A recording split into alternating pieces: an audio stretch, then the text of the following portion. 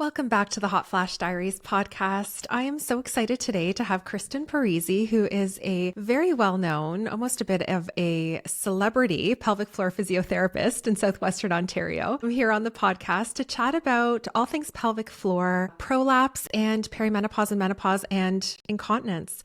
Welcome to the podcast, Kristin. I am so happy to be here, Jessica. I like, a well-known, that's not how I usually just identify myself as like a professional fingerer to people. That's what I say. That's who you are. That's what we should have put on your business card, Yes. right? Yeah. I know what's going to be on your t-shirt. That's what's going to be on my business card. That's right. Yeah. Those of you who don't know who Kristin is, she is actually the pelvic floor physiotherapist that visits Bonita Medical Aesthetics once a month, just for a few hours to see some clients in person, and then also does a little bit of virtual care. But I've known Kristin, I think our lives have crossed or paths have crossed many, many times. And actually we ran into each other about a year ago now at a hockey tournament. We hadn't chatted or seen each other in a long time, and we ran into each other and you said, "Hey, I'm starting a podcast." And I said, "Me too." And so finally, this many months later, we've been able to connect and actually record an episode together. So I'm so pumped that you're here and taking the time to chat about your most favorite talked about topic. I'm really, really happy to be here. And so thank you for asking me. Yes. Yeah, I have watched your podcast grow and been so excited by the topics you've put on. And, I was saying, before we started recording that like you have done these solo episodes, which kudos to you, because that is a lot of work and such amazing information. So happy to be here. Oh, well, thank you. It's just such an important topic, that we haven't talked enough about. And so it's exciting to see that sort of shifting, a lot more conversations, a lot more awareness. And in return, we're seeing women starting to feel better and being able to take control and feeling empowered in their bodies, right? And that's what's most exciting and what continues to drive the work. I'm sure that you do as well. So it's very, very exciting. But I was hoping that you could tell us first a little bit about your experience and about how you came to grow Blueberry Therapy and all the things that you guys do. Yeah, I'll just keep that short. But I mean, I have been a physio for over 25 years. I've done a whole bunch of things, starting in pediatrics and some home care. And then I worked in a job where I did national sales and so done a whole bunch of things. But as I got through, kind of this job where I was doing this national director role, I started doing a bit of research with some people about how the pelvic floor influences things like geriatrics and incontinence and falls. And it was really interesting to me to see, as a physio who, evidence-based practice is incredibly important to me, to see the amount of research in this area that shows us that if we do something about the pelvic floor, then we can help people and kids, men and women, about incontinence, pelvic organ support, sexual pain or sexual discomfort. We can help people with constipation. And so, as I was starting to dive into that, I thought, this is something I want to do. And so I made a really big leap in my career about 10 years ago and started my own practice called Blueberry Therapy. And so for those of you that are listening, we often give the cue, especially females, pull a blueberry up and in. And that is where that name comes from. Doesn't work so well with men. No. With men, we say like, pull the turtle's head into the shell. But anyway, so, I mean, it's just been so much fun. I've loved learning about the pelvic floor, and I do a ton of teaching about the pelvic floor to both my clients and other healthcare professionals. Amazing. Yeah. And actually, maybe like when you talk empowerment, the things that I say to people are, we all have a pelvic floor. It is this really important muscle that runs from our pubic bone back to our tailbone and out to those two sit bones. When it works well, it helps us with preventing leaking anything, whether it be pee, poop, gas, anything like that. When it works well, it helps support our core. And that can be, thinking about how strong you are through our inner core so that you have better posture. You can lift things, you can exercise, you can lift your baby, all those kind of things. But it can also be that support for pelvic organs. And we'll maybe dive into that a little bit more. But it has a pretty major role in supporting, especially in females, the bladder, uterus, and rectum. And then it has that sexual function. So pelvic floor muscle has to be able to relax and release to allow for penetration without discomfort, and it has to contract really well and quickly and rhythmically to help with pleasure and orgasms for all genders. So, that's usually where I start with my clients. Like, what is it? Where is it? What are its big functions? So sphincter, supports, sexual are its three big functions. Amazing. Yeah, and it's an often overlooked area of the body, right? And I know in family medicine, a lot of the time when women come in, even with low back pain, we've addressed the incontinence issues, and they didn't realize how much pelvic floor therapy actually would help their lower back pain, and suddenly their back pain improves. It really does. It's all encompassing, essentially from the belly button down, right? It really is a huge part of that, and we sort of overlook it. So I'm so glad that we have pelvic floor physios like you in the world, because you certainly make life a lot better for so many of us. So thank you. I was hoping that you could tell us a little bit about what happens to the pelvic floor sort of as we age, and also the changes that happen in pregnancy and sort of weight or childbearing. Of course. And just to tag into what you just said, in terms of pelvic floor health and everything like that, I'm having these conversations every single day. And often as I'm prescribing, and sometimes it's as easy as giving really good information and education and giving a few home exercises. But I often say to my clients, the downside of doing this might be that you're going to have less back pain and that you might have better orgasms. So, get going on your homework. Right. Yeah. So yeah, the pelvic floor, we know, like any other muscle group, if we go back to just straight old muscle physiology, we as young children, we exercise our pelvic floor. And let's say we're growing up and we're really healthy and we eat well and we have regular bowel movements and we're doing lots of activity, then that pelvic floor becomes this muscle that both can contract and relax and open to allow for peeing and pooping and everything else. Unfortunately, one of the things that we see is that lots of kids suffer from some type of constipation. So if you're listening to this at home and your child, has constipation, or you notice that they're having bedwetting past the age of 5, 6, 7 consistently, that's probably as a result of constipation. So even coming out of being kids, we can see that the pelvic floor sometimes holds too much tension. It doesn't contract or release the way we want it to. And then fast forward to moving through pregnancy. So think about muscles. Muscles work because we load them. So if I go to the gym and I lift a 5-pound weight and I bend my elbow, then I'm contracting my bicep muscle. And, 3 weeks into that, I use an 8-pound weight, then a 10, then a 12, and that muscle strengthens. So the pelvic floor with pregnancy is subjected to more and more weight. And typically for most people, the pelvic floor actually strengthens during that time. I often say to my clients, it is the perfect resistance training because you start with this tiny little uterus and blood volume, even smaller breasts probably. And all of that increases over that 9 months. And it's all sitting on that pelvic floor. And so the pelvic floor increases in its capacity to be able to hold that weight. Then let's talk first about vaginal births. You go and have a vaginal birth. What is a vaginal birth? It is this incredible stretch of the pelvic floor. And when I say incredible, we're talking 2 to 3 times its normal length during the active stage of labor. So, if you look down now at your bicep and you think, maybe it's 15 centimeters long, it goes to 30 to 45 centimeters in a 24-hour period and then springs back. And so that spring back, I know it's incredible what female bodies can do and do, over and over again. Think how many babies are born every day. But that spring back sometimes doesn't work 100%. And that's a large reason why, pelvic physios are around to help people manage the postpartum. I mean, we love to see people in pregnancy because we want to help them to, one, understand their body, 2, understand the very best things they can do through pregnancy so that the postpartum recovery is better. And 3, even manage what happens during the labor. So there's some good evidence showing that if we can talk to women about how to lengthen their pelvic floor, how to reduce tension through their vaginal canal, through the tissues in that area, that they can actually prevent things like grade 3 and grade 4 tears in the actual delivery. So a lot of preventative stuff. And then we'll help people on the other side. And so for people that have had a vaginal birth, we know there's higher incidences of pelvic organ prolapse. Now, all that is dropping down of your pelvic organs. So with my clients, I'll say, think about what's actually happening in your body.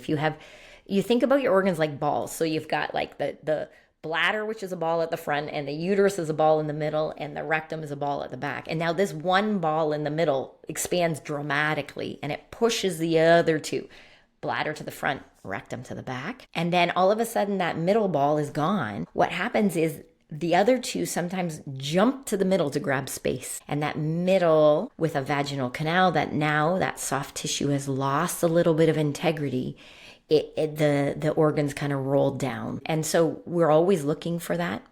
There's a lot of women out there that have some pelvic organ prolapse that causes no issues at all. But there are other women that say to me, Kristin, I feel heaviness. I feel pressure. I don't feel like I empty my bladder or bowels well. I notice by the end of the day, it's worse. I feel an egg sensation at the front of my vaginal canal. When I'm in the shower, I can feel something coming past the vaginal opening, all of these kind of things. And then actually other people that will say to me, Jessica, I have a little bit of discomfort through my hip, my groin, and if I lay down for a little bit, it gets better. And so all of those reasons may be pointing to the fact that they have some pelvic organ prolapse. I'll get to what we can do about that in a minute, but let me just jump back, because we do see women that have had C-sections as well.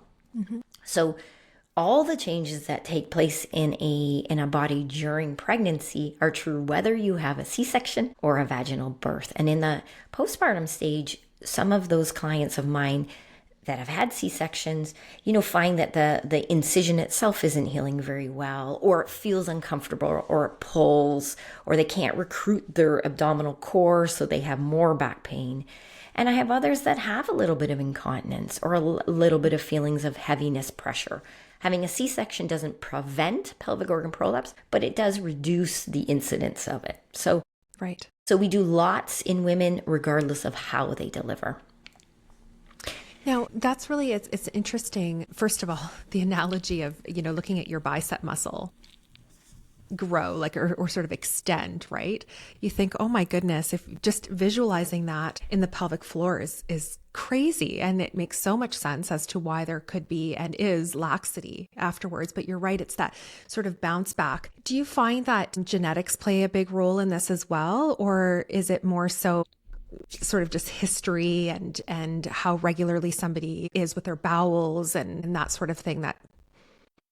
Yeah, that's a great question. And it is the combination of a lot of different things. I mean, I definitely see women who say to me, this happened to my mom and my grandma and my aunts. They've all had, hysterectomies and bladder repairs and lifts and that kind of stuff. So there's a genetic component for sure. And I think we can see that even the way that our skin changes as we age looks similar to what happens to our mom. I think that is where you sit on that collagen elastin profile. We also see with people who actually have collagen and elastin conditions like Ehlers-Danlos syndrome, where, they have so much stretch, they actually have higher incidences of pelvic organ prolapse. So if you tend to have more hypermobility, we see more constipation and more pelvic organ prolapse in clients on average and that have those conditions. So there definitely is a genetics, specific conditions, but then there's the way that you use your pelvic floor. There's the way that you manage constipation or not. There is your weight. We know that weight, and especially abdominal weight, puts more pressure on the pelvic floor. There's your lifestyle. Are you someone that every single day in your job, you're lifting heavy stuff, which, if you've ramped up and you're using good breathing patterns and you're out of constipation, lifting in itself isn't a bad thing. But if you're lifting and exerting downward pressure and your breath holding, that can be a problem. And so whether it's for your work, or you're in the gym and doing heavy deadlifts, heavy back squats. And, CrossFit sometimes gets a bad rap because we've seen those videos of people lifting heavy and peeing their pants and normalizing it. And, for all the listeners out there, I want you to hear this. If you hear nothing else, it is never normal to leak. We know it's common, but it is never normal to leak. And I say that to all of my clients. And whenever I do a talk, I say, listen, if you were lifting something, or if you jumped, or if you were rushing to the bathroom and stuff flowed out of your ear, would you go talk to somebody about it? And the answer is 100% yes. I mean, 100%.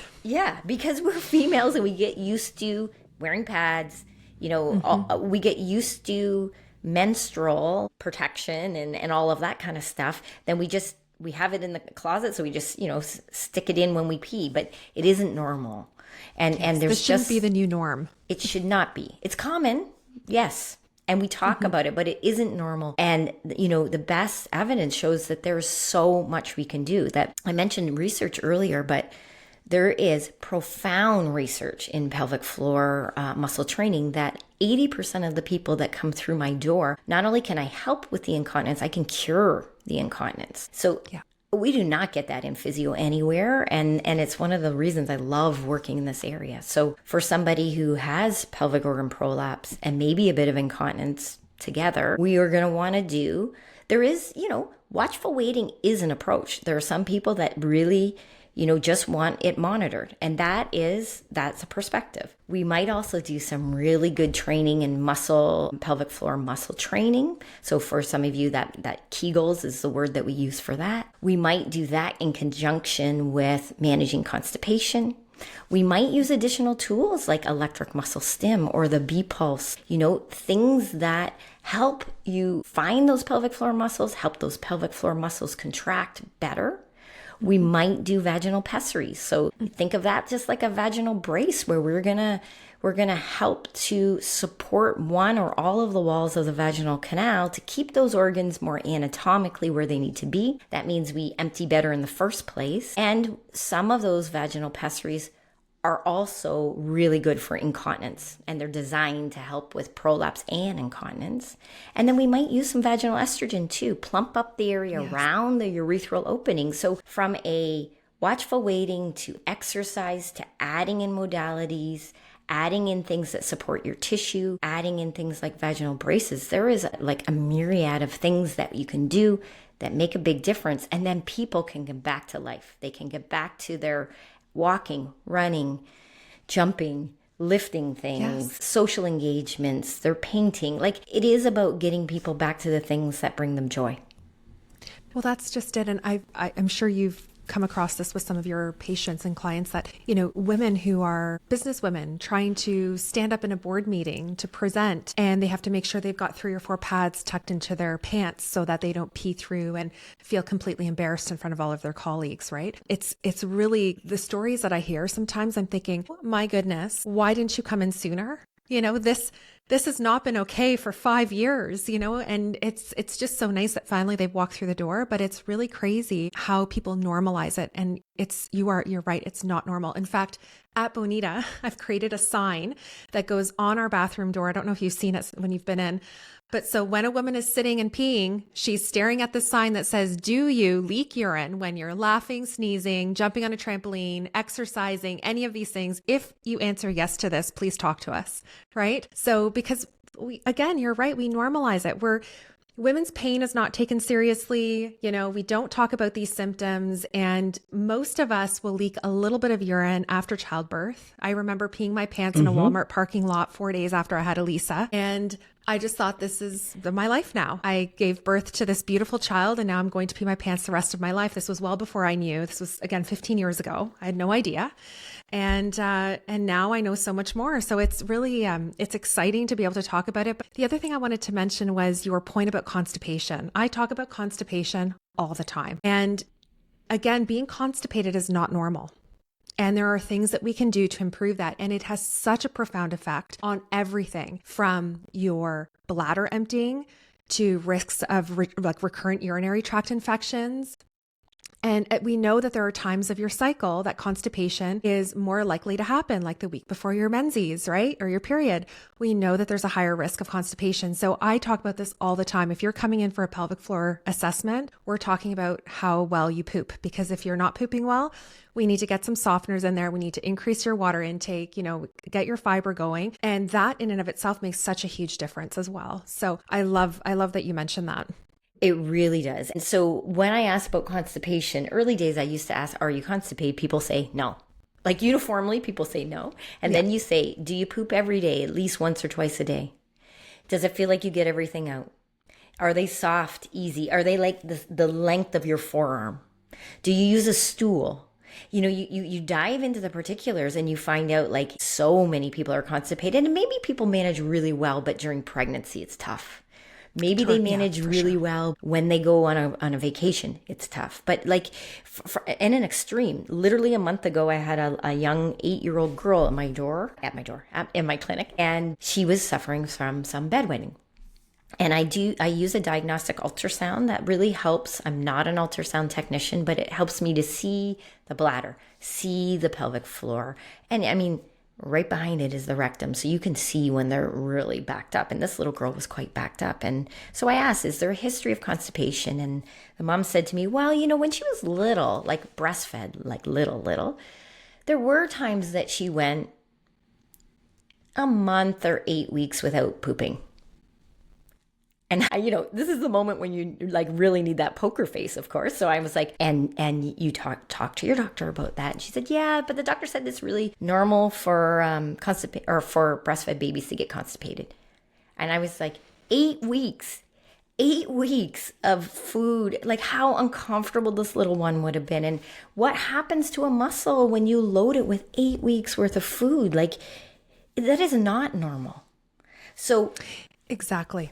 And I think as people, we kind of recognize, well, maybe that's not normal. And certainly as moms, we have that intuition sometimes. So, you know, this is my appeal to you out there. If you think it's not normal or you think your kid is going through something, you know, keep advocating, because that little 8-year-old is in my office because of bedwetting. But man, what happened and why she's bedwetting happened 7 years ago. Before. Yes. Exactly. Yeah. Yeah. And it is true that breastfed babies, they may not poop every day, but usually every other day. Yes. At most every 2 days. Yes. Right. And not 8 weeks. That sounds crazy. Can you imagine how swollen and expanded her poor little rectum would have been, you know? Yeah. It's tough to come back from that. Yes, it is. And I mean, we can come back and we're going to do lots of stuff and she's going to be great, but it's just a longer haul and to be able to get there. And then on the flip side of that, I mean, when we're talking, that's a baby issue. In adults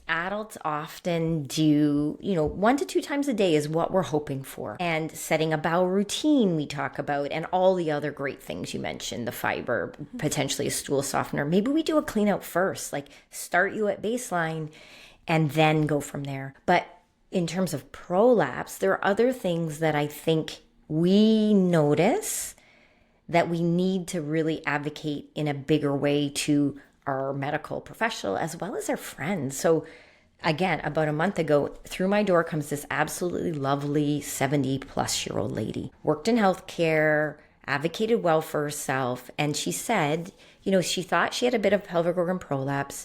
It started 9 months before that. She had, you know, a rotten cold, cough. But what it turned into was UTIs.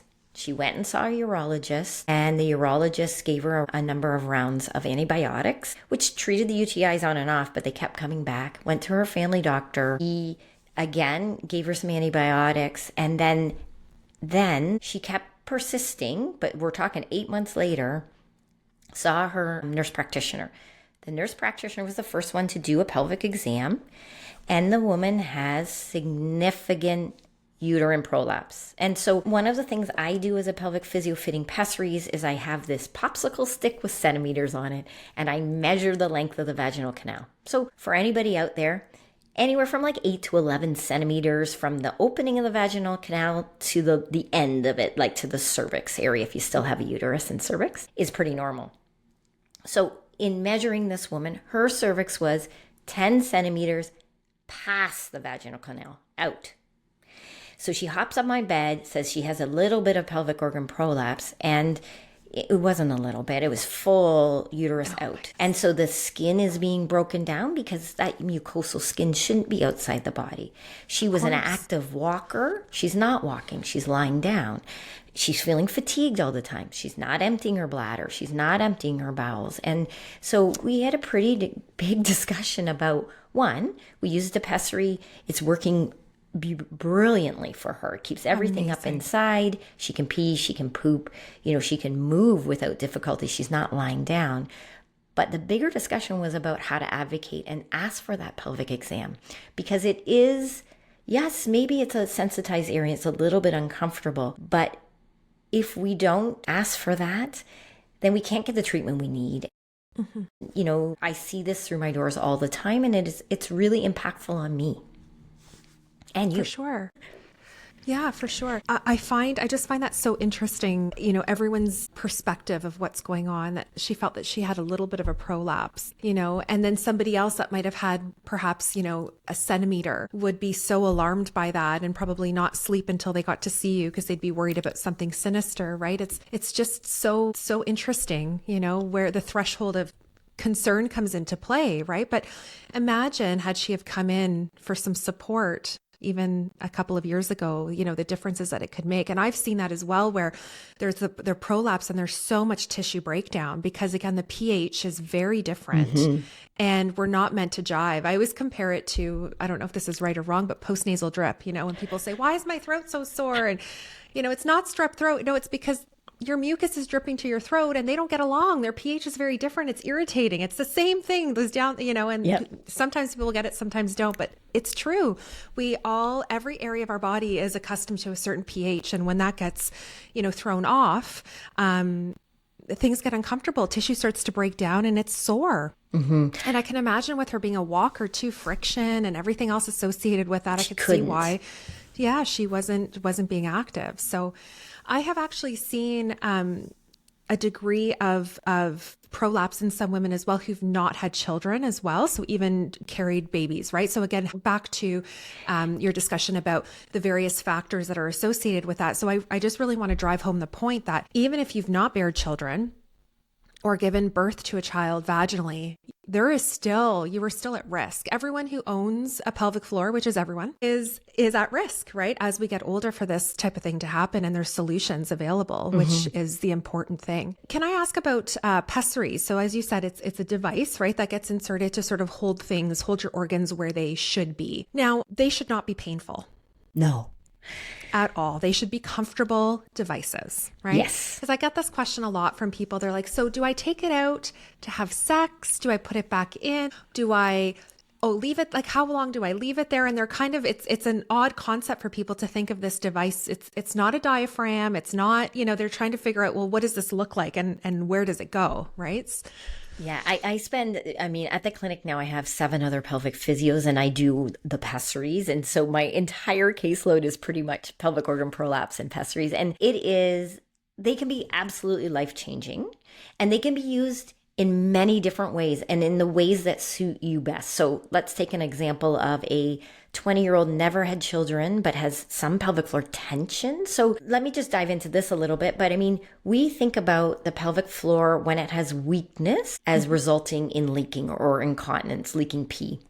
But we can actually have the flip side where we have all kinds of pelvic floor tension. And because the muscle is so much tension, it can't kick in quick enough to close the urethra, and therefore we leak pee. So it is important, you know, if you have leaking, if you have the benefits, go see a pelvic physio and see, am I really weak? Do I have tension? Because the strategies of how you're going to approach that are a wee bit different, right? So weakness, we're going to do strengthening. We might add in vaginal weights. We might use the B-pulse. So we're doing all of those things to build up muscle tension and tone. When somebody has tension already, the first thing we're going to do is release, lengthen, down train, and figure out why that tension is there. Is it because of constipation? Is it because they were, you know, a childhood gymnast, ballet, horseback rider, and they train their pelvic floor to hold all this tension? So there is that piece. But then when it comes to vaginal pessaries, I might have somebody in their 20s, never had children, that leaks when they run. But running is the thing that brings them so much mental health and release, and it helps them poop and all those kind of things. So yes, we can use a pessary only when they run. So those pessaries literally look like an engagement ring with a bump on the front. It's soft, pliable silicone. It's collapsed. It goes into the vaginal canal, but that ring or bump pushes towards the urethra, just gives it a little more closure pressure so that when we're running and landing on one foot, that the urethra has more support. And we might be doing pelvic floor exercises at the same time to, make sure that our body works really well and we're not going to use this pessary forever. So there's an example. Mm-hmm. We might also use it when there is, frank prolapse. So there's a bit of what is the front wall that's being pushed by the bladder coming out past the vaginal canal. And for some people, when they feel things falling out that feels heavy, they get this like achy sensation in their pubic bone, then we can use something that really looks like a ring, like it's a covered silicone ring. We collapse it, it goes in the vaginal canal and supports. And people, while they're menstruating, might use this all the time, except when they're menstruating and except when they're having intercourse. They'll remove it themselves. And then to the far extreme where somebody who is postmenopausal, maybe not having intercourse anymore, but has a fair bit of uterine prolapse, we have a pessary. It looks like a soother. So like the ring piece actually goes all the way up to the cervix and helps support the uterus. And then there's a little knob that descends down along the vaginal canal that helps with removal and insertion. And those can be used for up to 3 months at a time and then removed typically by a provider, by myself, nurse practitioner, gynecologist, cleaned and immediately put back in. So it is up to you how you want to use it. I have clients up until their 90s that are managing it themselves. Wow. Once it's in the vaginal canal, we don't have a lot of pain sensors in the vaginal canal, and it should feel comfortable. It should almost disappear. So if you are someone who have used a menstrual cup or tampons, once they're in and fitting well, you actually forget that they're there. And that's how a pessary should work. So if it's feeling uncomfortable, it feels like it's falling out, it is falling out, it's causing pain, then likely you need to try either a different size in the one that you're in, or you need to try another type. And just in the last year or so, I've actually hooked up with a company who's making custom pessaries. They're Amazing. called Cosm Medical, and they call them gynethotics. So it's like you actually get fitted, and they work really brilliantly well. They have a little bit softer silicone, so the insertion and removal is easier. And you can modify based on person-specific preferences, their physiology, so that we can really, I would say 90% of the time I can find one that works really well. You just have to go with me on the process a little, because there is a bit of trial and error that happens. Fair, yeah, but that makes it's so much more customizable, it sounds, right? Yeah. Can really have it fit perfectly. That's interesting. Yeah, a lot of women are sort of afraid when you mention pessary. They don't know what that is. I've had some older ladies who have gone to see gynes with, it sounds like more sort of the older style pessaries, and they've been uncomfortable. And I've told them that's not normal. And exactly what you said, the size is probably off, or perhaps you need a different type. But sometimes they get turned off from that. So I'm so glad that you provide such a positive experience for women, so that, right from the outset, they know A, there's a solution, and B, it's comfortable, and I can continue to do the things that really bring me joy, without A, leaking urine, feeling like my organs prolapsing, and also the solution's comfortable. So that's really great. Yeah. I'm so glad. I could say one other thing about probably what I do a little bit different than some practices is I assess somebody in lying, and I have them prop up a little bit, and then I assess them in standing. So I always give the clients a really big heads up about this may happen, so that I can really understand the impact of gravity. So they stand up. I had a client the other day who was like, "You want me to stand on the bed? How's this going to work?" I'm like, no, just stand on the ground. I drop to the ground, and I'm feeling, so I'm palpating, but I'm also able to see. And, that can be really super illuminating, because on a bed, it may look like it's the front wall that's really causing issue. And then they stand up, and it's definitely the uterus that's pulling that front wall. And that really does impact what type of vaginal pessary we might use. And so if the assessment's only ever been done on a bed, and you have a pessary very much fitted for you that is bladder specific, and it feels like it's falling out, it's likely that something else is happening. And so that standing assessment, provided people consent, gives us lots of good information to be able to really treat their physiology, their definite symptoms. I love that trick, actually. When you mentioned that you do that a few weeks ago when we were chatting, I assessed a lady recently who had a very mild prolapse, and I started with a standing assessment, and it was unbelievable how it actually made my assessment easier Yes. in many ways, right? Because I could see right out of the gate, as opposed to trying to guesstimate in a lying position just how bad the prolapse was. It's great to be able to see just how much is actually protruding, right? Yeah. So it's a small little easy assessment to do. You don't need any more tools, right? Nope. You just need your floor. That's it. And your set of eyeballs. And there you go. It's right there. It's really amazing. And your Lululemons, because you're on and off the ground all the time. Exactly. But that's great. Kristin, I'm so glad that you came onto the podcast today to chat about this. I mean, the pelvic floor really deserves a whole week of podcasts. I mean, there's just so much to talk about, but this is a great overview and really brings a lot of awareness to why it's so important, and that it's not overlooked as far as, your overall wellness. And it makes sense, just how important hormonal changes are to the pelvic floor. Our estrogen, our progesterone, all of these receptors are intertwined in our pelvic floor. And so when those hormones start to fall off, the charts, that's when we start to have even more issues. But there is so much hope. There's so many things that we can do. And it all starts with a proper assessment. So aside from obviously booking in at Bonita to see you, can you tell all of the listeners, because of course we have people all over Ontario, how can they see you? How can they book an appointment with you?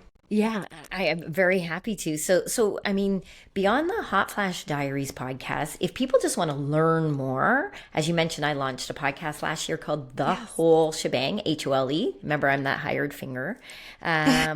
And that has tons of information, whether you are pregnant, postpartum, perimenopausal or beyond. There's lots of good information. And so that's a good place to start. I also, as you mentioned, own Blueberry Therapy, which is a pelvic health and other. We've got all kinds of stuff, a clinic in Dundas, Ontario, and people can follow at Blueberry Therapy Pelvic Health online on Instagram. And then last, if somebody's listening right now who's a healthcare provider, women's sexual health is something that is so near and dear to my heart, to your heart. And so this year on May 30th, I'm hosting the Pleasure Principle Conference in Hamilton. And that is an opportunity to learn more about hormones and pelvic floor and perimenopause and endometriosis and gender gap and orgasm. So anybody that listened to this before then and wants to attend, all the links are on my website, blueberrytherapy.ca. And I'd love to see you and come up and introduce yourself to me in person. It's going to be amazing. I think I probably bought your first ticket. I was just eagerly waiting for it. Did I? You did, totally. There you go. I love you for that, Jessica. I'm not missing this. Yeah, so that's amazing. Well, I'll put the link as well for the event on the show notes as well, so that people can reach out and get a ticket if they're interested. But thank you again, Kristin. You are just a breath of fresh air. I just adore you so much, and I wish you all the best. And everyone that's listening, I wish you a fantastic day and keep well. Thanks again, Kristin. Thank you. My pleasure.